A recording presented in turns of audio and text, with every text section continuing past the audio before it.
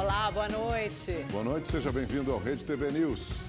Defesa de Jair Bolsonaro devolve joias e armas que ex-presidente ganhou de sauditas e do governo dos Emirados Árabes. Presidente Lula é diagnosticado com pneumonia e viagem para a China é adiada. E você vai ver também. Presidente da Câmara dos Deputados, Arthur Lira, se reúne com Lula para falar sobre rito das medidas provisórias. Tramitação tem gerado tensão entre Câmara e Senado. Metroviários aceitam propostas do governo e encerram greve em São Paulo. 3 milhões de pessoas foram prejudicadas com a paralisação. Rei Charles III cancela a viagem à França após fortes protestos contra a reforma da Previdência. Essas e outras notícias você acompanha aqui no Rede TV News.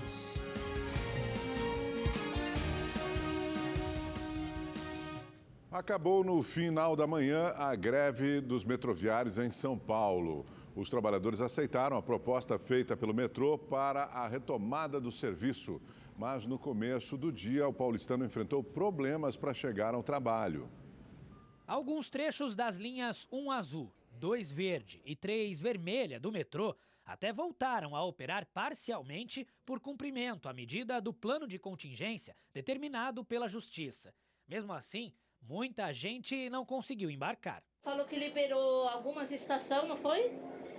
Até a Brescia-Mó, que eu vim tentar, mas eu vim, perguntei ao guardia, o guardia falou para mim tentar no ônibus, que não é provável, que abre agora de manhã, fui tentar o trem, eles falaram bem assim que não tem opção. Os terminais de ônibus ficaram lotados desde as primeiras horas do dia, na tentativa de reduzir o fluxo de passageiros nas estações e combater a superlotação do transporte público.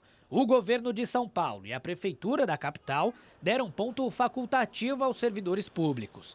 O rodízio de veículos também foi suspenso e a SP Trans prolongou 2 linhas e reforçou a frota de outras 13 que atendem o eixo das linhas do metrô.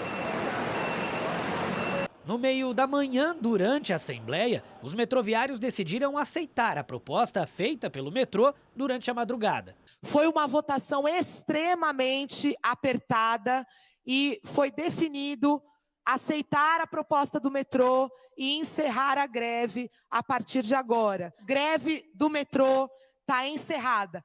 A proposta do governo, aceita pelos metroviários, contempla o pagamento de abono salarial no valor de R$ 2.000 em abril e a participação nos resultados de 2023, que será paga em 2024.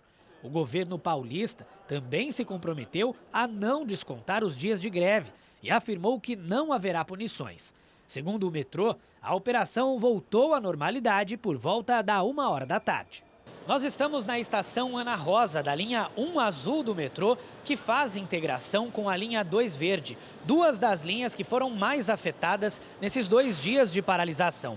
Agora são 10 para as 11 da manhã, aproximadamente 1 hora após o anúncio do fim da greve dos metroviários. E neste momento, o que a gente consegue observar por aqui é que aos pouquinhos a situação vai se normalizando. A Ariane estava indo de ônibus ao hospital onde a mãe estava com cirurgia marcada.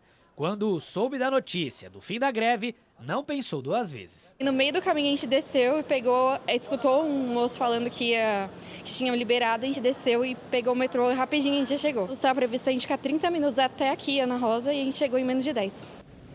Um grave acidente deixou 13 pessoas mortas e várias feridas em uma rodovia do Pará.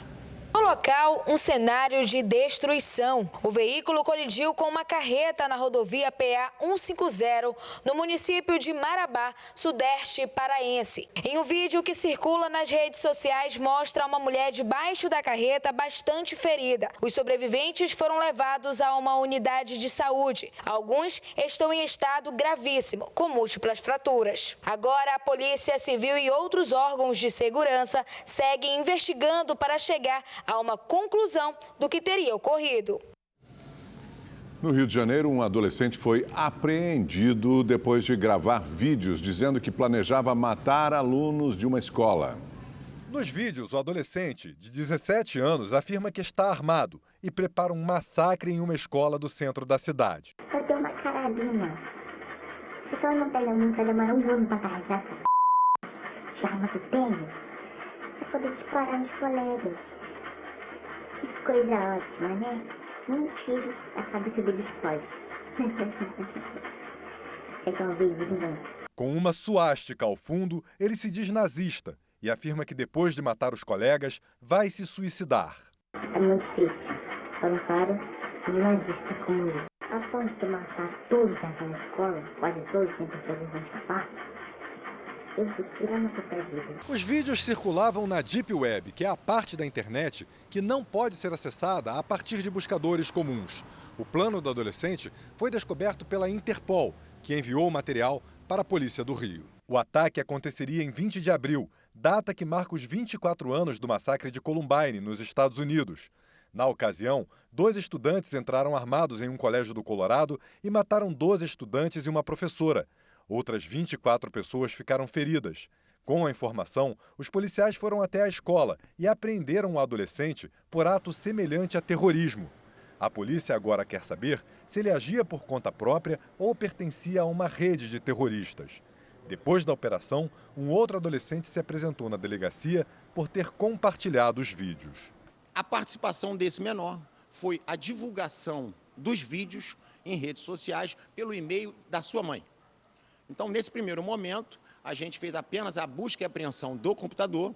Vamos analisar com peritos da Delegacia de Repressão a Crimes de Informática.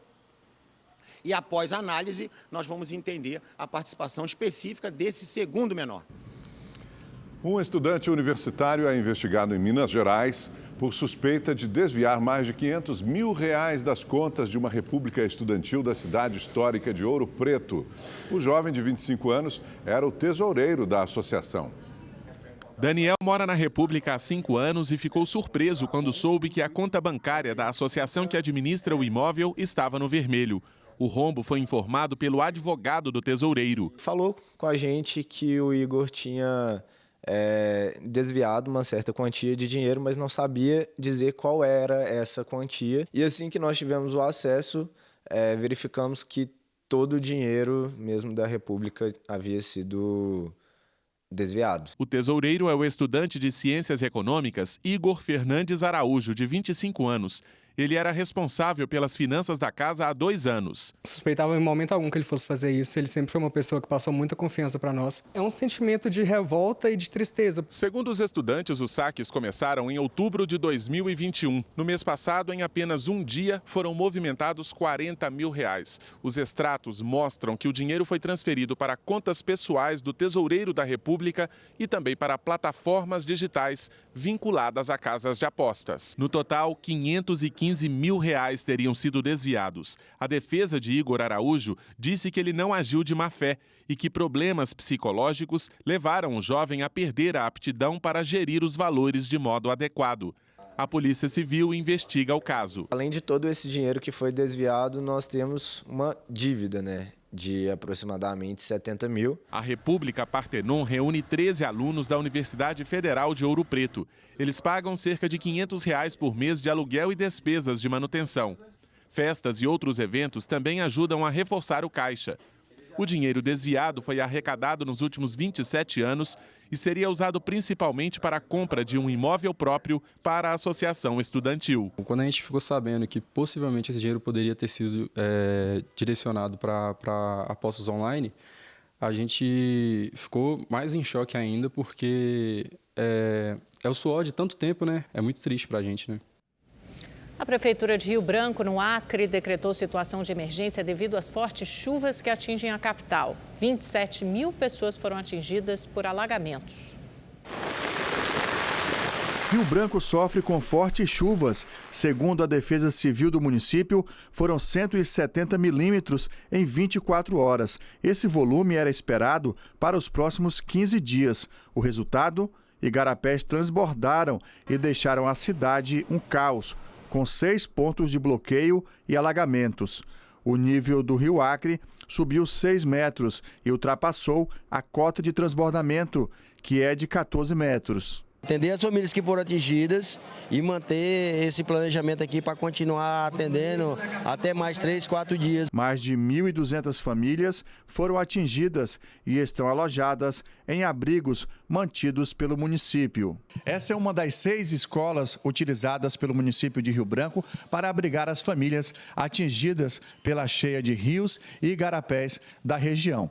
Eles permanecem nesses abrigos até que as águas comecem a baixar. Verificar a questão das famílias e aí a gente vai tentar ajudar da melhor forma possível. A BR-364 se rompeu e interditou o tráfego de veículos entre os estados do Acre e Rondônia.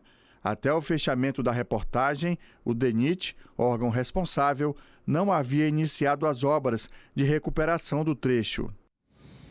Quem optou por peixes e ovos durante a quaresma percebeu que os preços estão mais altos. As proteínas que substituem a carne vermelha, nesta época do ano, disparam. Seu João tem o costume de comer peixe durante a quaresma e, nesse ano, precisou de mais dinheiro para comprar. Falou em quaresma, já começa a encarecer tudo. A gente não sabe distinguir o que é mais caro, o peixe ou a carne bovina, né? Tá tudo a mesma coisa, parece. Alternativa à carne vermelha, a tilápia vem ganhando preferência no prato do consumidor, já que os tradicionais bacalhau, salmão e camarão têm os preços mais salgados. O problema é que, nesse ano, a tilápia também sofreu alta nos preços. É um produto que vem tendo aumentos graduais no preço, mas quando a gente compara com fevereiro do ano passado, esse movimento de preço da tilápia, ele supera também os 20%.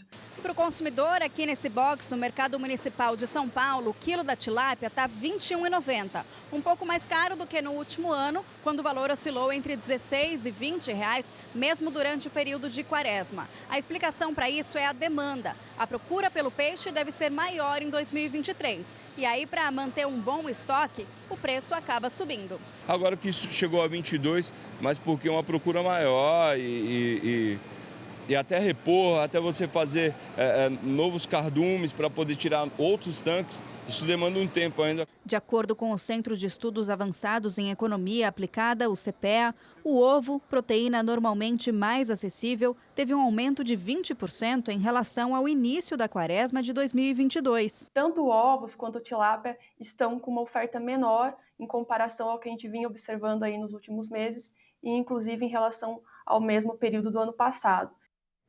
A defesa do ex-presidente Jair Bolsonaro cumpriu a decisão do Tribunal de Contas da União e entregou as joias recebidas pela comitiva brasileira como presentes de autoridades sauditas. De Brasília, o repórter Igor Damasceno tem as informações. Oi, Igor, boa noite. Onde essas joias foram entregues? Olá, Amanda, boa noite a você, também ao Augusto e a todos que nos acompanham. Os advogados do ex-presidente Jair Bolsonaro entregaram as joias em uma agência da Caixa Econômica Federal aqui em Brasília. As joias masculinas que estavam com Bolsonaro são avaliadas em R$400 mil e incluem um relógio, um anel, um terço da cultura árabe e um par de abotoaduras. Todos os presentes de uma marca luxuosa. São objetos entregues pelo governo da Arábia Saudita em 2021 e deveriam ser incorporados ao acervo público. Agora, enquanto o TCU não define o destino desses objetos, eles estarão sob responsabilidade da Caixa Econômica Federal.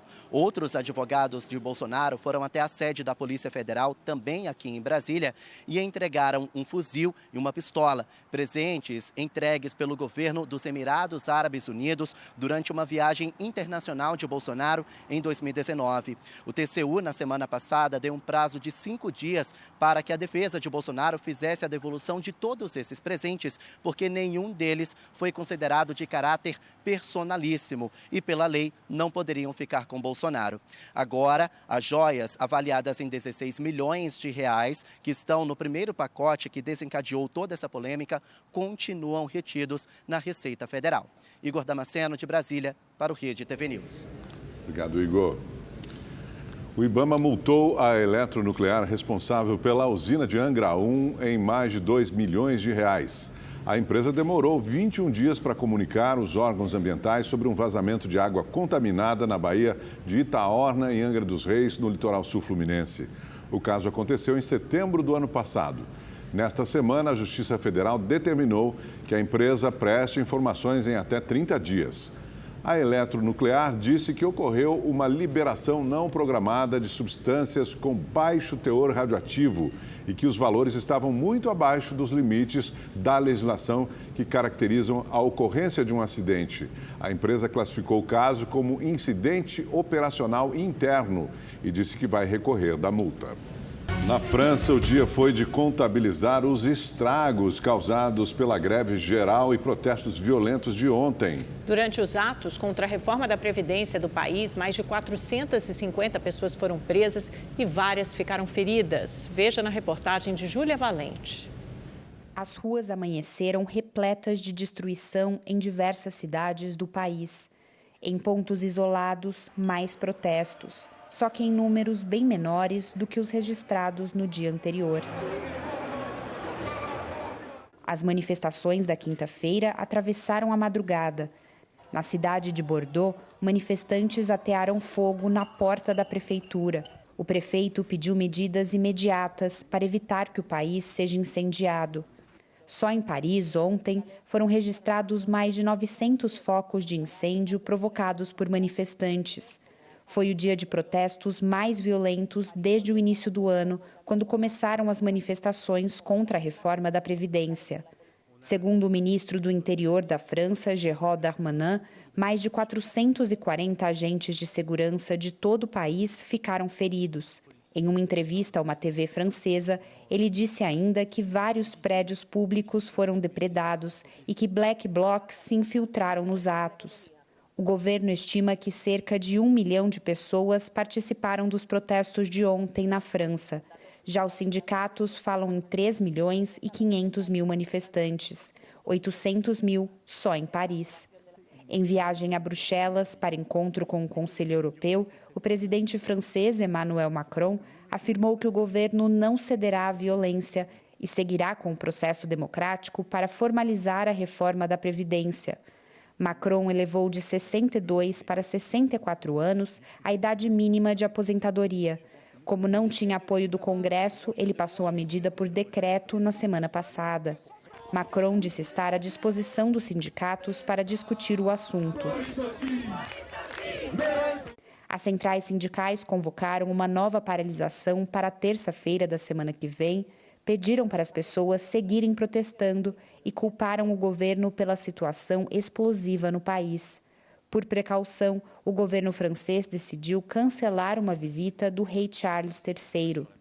A visita do monarca britânico estava marcada para a semana que vem, entre domingo e quarta-feira. Seria a primeira viagem de Charles como rei.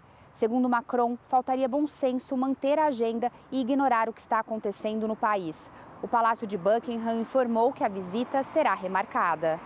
De Milão, Júlia Valente para o Rede TV News.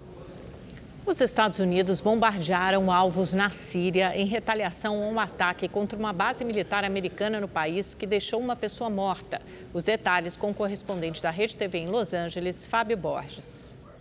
O Pentágono comunicou que os Estados Unidos realizaram na noite de quinta-feira ataques aéreos contra 2 instalações na Síria de militantes ligados à Guarda Revolucionária Islâmica do Irã. O Departamento de Defesa também explicou que foi uma resposta à ofensiva realizada horas antes por um drone de origem iraniana que provocou a morte de um funcionário americano e deixou outros 6 feridos numa base militar. O Pentágono explicou que autorizou o ataque aéreo sob direção do presidente Joe Biden para proteger e defender o pessoal dos Estados Unidos na Síria. Ainda de acordo com o Departamento de Defesa americano, foram tomadas medidas proporcionais e deliberadas para limitar o risco de escalada de violência na região e minimizar as baixas. O Observatório Sírio para os Direitos Humanos, uma ONG que monitora guerras, divulgou que os bombardeios americanos mataram 8 combatentes pró-iranianos. Já a TV estatal do Irã disse que nenhum iraniano foi morto e negou que os alvos atingidos tinham ligação com o país. Nesta semana, o general americano Michael Kurilla afirmou que as forças dos Estados Unidos no território sírio sofrem ataques frequentes de militantes ligados ao Irã. Foram cerca de 80 desde o começo de 2021. Os Estados Unidos mantêm cerca de 900 soldados na Síria para impedir o ressurgimento do grupo extremista Estado Islâmico. De Los Angeles, Fábio Borges, para o Rede TV News. As ações do Deutsche Bank, o banco mais importante da Alemanha e um dos maiores do mundo, caíram hoje mais de 14%, reacendendo o temor de uma crise financeira global. Os detalhes com Renato Senise. As ações do Deutsche Bank, tradicional instituição financeira com 154 anos de vida, despencaram nesta sexta-feira. O principal motivo foi o risco de inadimplência dos clientes, que atingiu o patamar mais alto em 4 anos. Este é o terceiro dia de queda dos papéis da instituição, que já perderam quase 30% do valor neste mês de março. O Deutsche Bank é o maior credor das lojas americanas. Ao todo, a empresa brasileira de varejo deve 5 bilhões e 900 milhões de reais ao banco alemão. Em Berlim, o Conselho Consultivo de Economistas do governo alemão, conhecido como Grupo dos 5 Sábios, garantiu que o atual cenário não pode ser comparado com a grande crise de 2008, que provocou uma quebradeira generalizada de bancos.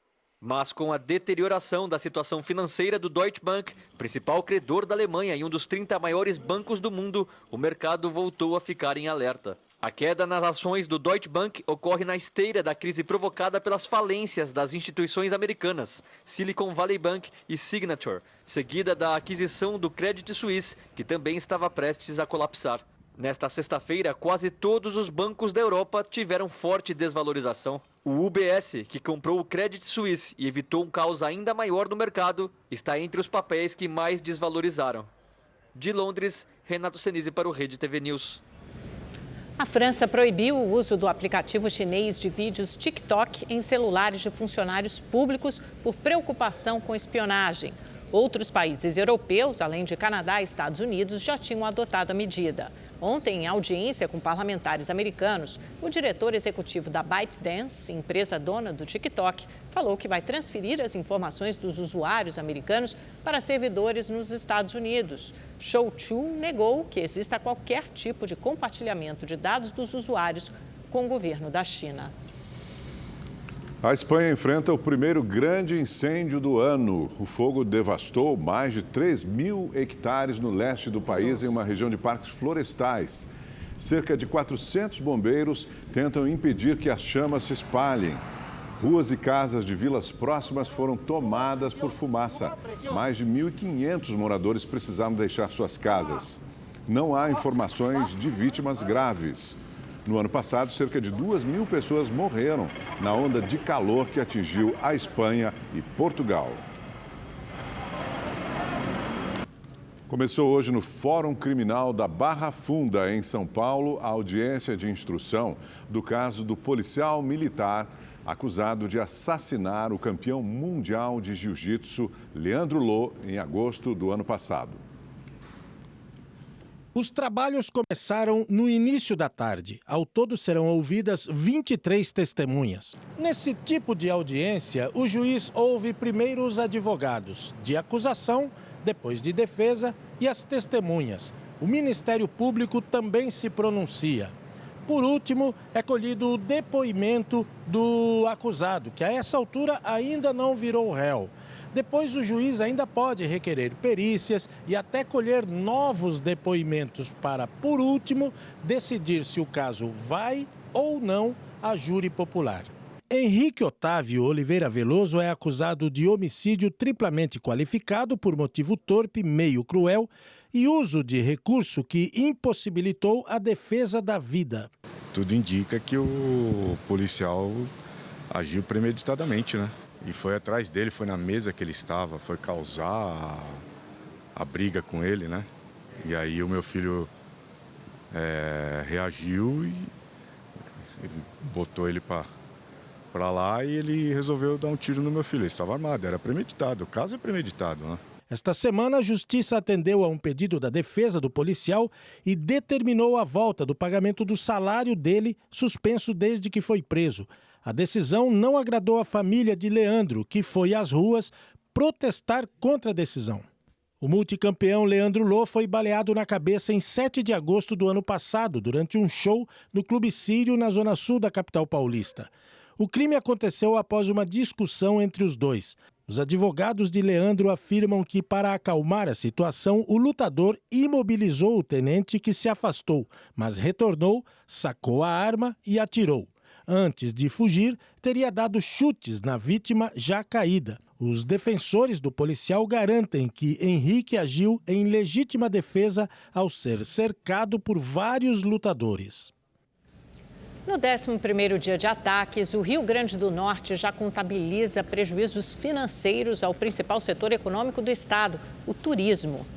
Na madrugada de hoje, um ônibus da Prefeitura de Parazinho foi incendiado. Em Ceará-Mirim, na Grande Natal, veículos foram queimados no pátio da antiga delegacia do município. Segundo o governo estadual, mais de 180 pessoas foram presas. Entre os detidos, 19 eram foragidos da Justiça, 4 são presos que cumpriam pena em regime semiaberto e 6 são menores de idade. A onda de violência causa forte impacto no turismo, principal atividade econômica do estado. Os prejuízos aos restaurantes e bares chegam a 80%. Os hotéis tiveram 40% das reservas para a Semana Santa canceladas, segundo as instituições que representam o setor. O IPCA 15, considerado a prévia da inflação oficial do país, desacelerou em março e ficou em 0,69%. Uma das razões é a queda no preço do óleo diesel e do gás veicular. Já o índice de fevereiro subiu e ficou em 0,76%, puxado pela alta da gasolina, do etanol e do grupo de transportes. No acumulado dos últimos 12 meses, o IPCA 15 registra alta de 5,36%. O Conselho de Administração da Petrobras aprovou a indicação da correção dos salários da diretoria executiva e dos conselheiros da companhia em 43,88%. Segundo a estatal, a decisão considerou os resultados positivos da empresa e a defasagem da remuneração dos administradores em relação ao mercado. A proposta ainda será levada à Assembleia Geral de Acionistas, prevista para o final de abril. Se for aprovado, o salário do presidente Jean Paul Prates, por exemplo, passará de R$ 115 mil para R$ 165 mil. Governo e servidores federais acertaram hoje um reajuste salarial de 9% para a categoria. O aumento atinge todos os cargos. Com a assinatura, o governo deverá encaminhar ao Congresso um projeto de lei para ajustar o orçamento. A expectativa é de que o reajuste comece a ser pago em maio. A medida vai beneficiar cerca de 1.200.000 servidores da ativa, aposentados e pensionistas do Executivo. A taxa de ocupação de leitos para crianças está próxima do limite na rede hospitalar da Grande Belo Horizonte. Pela segunda vez essa semana, Laudiceia precisou correr para o médico com a filha Helena, de apenas 1 mês. Hoje foram mais de 5 horas de espera para ser atendida e passar por exames. Vim aqui anteontem, passei a madrugada toda aqui, ela teve um atendimento, só que não teve o efeito desejado. Hoje eu cheguei aqui, era na base de 8 horas da manhã, agora que eu consegui terminar de colher o exame. O diagnóstico da Helena é bronquiolite. A infecção viral que atinge bebês é responsável pela maioria dos atendimentos no maior hospital pediátrico de Belo Horizonte. A unidade tem ficado lotada durante todo o dia. Lotado, CTI lotado, pediatria lotada. Tudo muito cheio. A situação é preocupante. Antes mesmo do período de pico para doenças respiratórias, o hospital está sem vagas para internações de casos graves. 100% dos 16 leitos de UTI estão com pacientes. A ocupação nos 120 leitos de enfermaria é de 95%. Já na rede municipal, 90 dos 101 leitos pediátricos de UTI estão ocupados. E nos leitos de enfermaria, a lotação chega a 95%. E as crianças como é que fica, né? Noite inteira acordada, esperando atendimento, passando mal. Ninguém aguenta isso, não. Essa família de Ribeirão das Neves, na Grande BH, precisou acionar o Ministério Público para conseguir um leito para a recém-nascida Alice Giovana. Depois de 4 dias na fila, o quadro grave de bronquite piorou e ela passou a respirar com a ajuda de aparelhos. A luta pela vida emocionou médicos e enfermeiros que comemoraram o momento da transferência.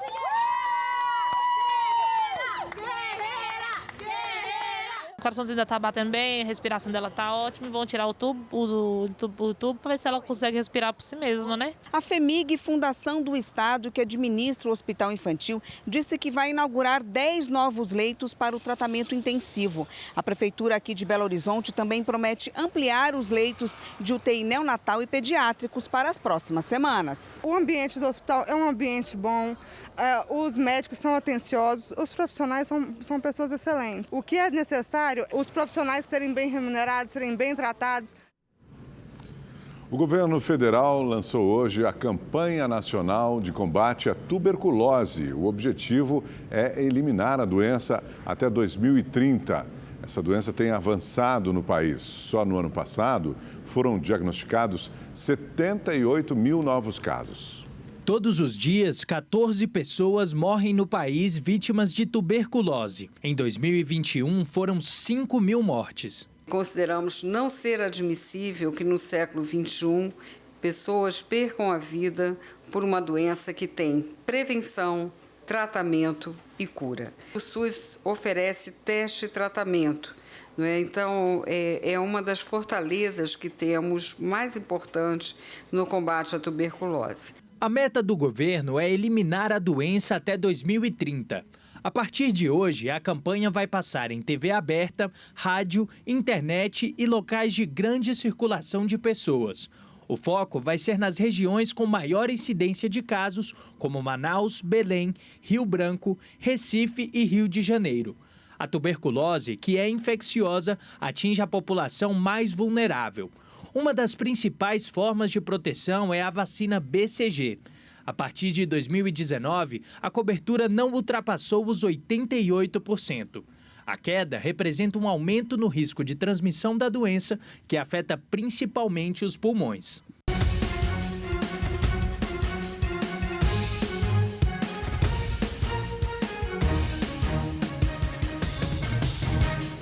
A ex-presidente Dilma Rousseff foi confirmada hoje como presidente do novo Banco de Desenvolvimento, conhecido como Banco dos BRICS, grupo formado por Brasil, Rússia, Índia, China e África do Sul. Ela foi indicada pelo presidente Lula para o lugar do também brasileiro Marcos Troirro, que ocupava o cargo por indicação do ex-presidente Jair Bolsonaro. Dilma deve permanecer no cargo até julho de 2025. O presidente Lula se reuniu agora à noite com o presidente da Câmara dos Deputados, Arthur Lira, no Palácio da Alvorada, residência oficial da Presidência da República. Lula está em casa porque se recupera de uma pneumonia leve. O encontro foi para discutir o rito de aprovação de medidas provisórias na Câmara e no Senado, que tem gerado bastante turbulência e desentendimentos desde ontem. Ontem veio a público completamente. Vamos a Brasília, onde a repórter Maria Ferreira tem mais informações. Oi, Maria, boa noite para você. Já sabemos o que saiu dessa conversa? Já vazou alguma coisa? Já temos alguma informação de bastidor ou ainda não? Ainda é cedo para falar, Amanda. Boa noite para você, boa noite ao Augusto e também a todos que nos acompanham. Essa conversa com o presidente da Câmara, Arthur Lira, foi apenas uma parte dessa tentativa do presidente Lula de pacificar a situação no Congresso Nacional. Ele ainda vai falar com o presidente do Senado, Rodrigo Pacheco, e essa conversa deve acontecer durante a viagem que os dois farão à China. Segundo o ministro da Secretaria de Comunicação da Presidência, Paulo Pimenta, Lula chamou o presidente da Câmara ao Palácio da Alvorada, porque Lira não vai mais participar dessa viagem à China. Vamos ouvir o que disse o ministro. Temos interesse de que tenha o maior equilíbrio possível entre as casas, para que as matérias possam tramitar, né, com rapidez. Então, o presidente acha que é importante, né, já que ele vai viajar com o presidente Pacheco, que ele tenha também a oportunidade de conversar com o presidente Lira antes da viagem. o clima entre os presidentes do Senado e da Câmara ficou mais acirrado nesta semana, porque o presidente Rodrigo Pacheco decidiu que vai instalar as comissões mistas que analisam essas medidas provisórias. Só que Arthur Lira é contra. E sobre o estado de saúde do presidente Lula, ainda nessa entrevista que foi dada hoje, o ministro Paulo Pimenta disse que o presidente já está praticamente recuperado da pneumonia. Segundo ele, esse problema de saúde foi consequência de uma agenda muito intensa. Nos últimos 2 dias, o presidente visitou 3 estados e passou por muitas mudanças de temperatura. Lula adiou para domingo, então, essa viagem à China que estava programada para este sábado. De Brasília, Maria Ferreira para o Rede TV News. Obrigado, Maria. A Secretaria de Comunicação da Presidência da República criticou a juíza que suspendeu o sigilo da operação contra o PCC. A organização criminosa planejava ataques a autoridades, entre elas o senador Sérgio Moro. O ministro da Secretaria de Comunicação, Paulo Pimenta, afirmou numa rede social que o inquérito não pode ser capturado por interesses pessoais e questionou se a retirada do sigilo foi para ajudar a narrativa de um amigo. A publicação veio horas depois que a juíza Gabriela Hart quebrou o sigilo de documentos com provas contra criminosos que planejavam ataques violentos a autoridades, como o senador Moro. Gabriela Hart substituiu o então juiz Sérgio Moro na Operação Lava Jato. Ontem, o presidente Lula levantou dúvidas sobre a operação da Polícia Federal. É visível que é uma armação do Moro. A juíza da 9ª Vara Federal de Curitiba autorizou a divulgação das representações policiais, das decisões que autorizaram as prisões e as buscas e do termo de audiência de custódia. A investigação apontou que um dos presos, Janeferson Aparecido, conhecido como NF, era o cabeça da ação para sequestrar o senador Sérgio Moro. O planejamento começou em setembro do ano passado, na campanha eleitoral, quando Moro tinha direito à escolta da polícia. O documento tem um erro de digitação. A escolta foi até 24 de outubro do ano passado e não de 2021. A partir dessa data, ocorreu uma janela de oportunidade para os criminosos. Os códigos eram para despistar a polícia. MS, sigla de Mato Grosso do Sul, onde eles compravam as armas, era México. Moro era Tóquio. Sequestro e ação, os criminosos substituíram por times. O plano foi revelado por uma testemunha que está sob proteção e já fez parte da organização criminosa. Segundo ela, o objetivo do grupo era fazer uma troca: a liberdade de Sérgio Moro pela do chefe máximo da facção, Marcos Williams Herbas Camacho, o Marcola. Os investigadores acreditam que os criminosos escolheram Moro porque ele frustrou um plano de fuga de Marcola no período em que foi ministro da Justiça, durante o governo Bolsonaro. O esquema deu errado porque Marcola foi transferido do presídio de Porto Velho para Papuda, em Brasília. Os policiais apreenderam bens de luxo. Do total de 14 pessoas, 9 estão presas. Uma bandeira levada por um balão pegou fogo após ficar presa no telhado de uma casa em Campinas, no interior de São Paulo. O objeto caiu em uma escola e acabou atingindo uma quadra em um campo de grama sintética do colégio. O Corpo de Bombeiros foi acionado, mas quando os agentes chegaram no local, as chamas já tinham sido controladas pelos funcionários. Ninguém ficou ferido.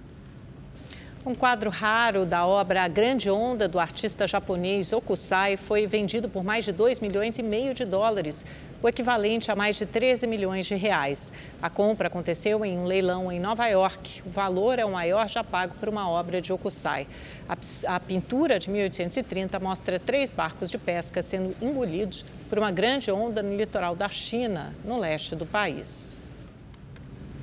Se você quiser rever esta edição do Rede TV News, inscreva-se agora no canal da Rede TV no YouTube e Facebook. Nas 2 plataformas, você pode assistir na íntegra a todos os nossos programas. É só acessar youtube.com/Notícias Rede TV ou facebook.com/Notícias Rede TV. O Rede TV News fica por aqui. Uma ótima noite para você. Aproveite seu fim de semana. Nos vemos de novo na segunda-feira. Amanhã o Rede TV News é um pouco mais tarde, às 9h30 da noite. Um bom final de semana.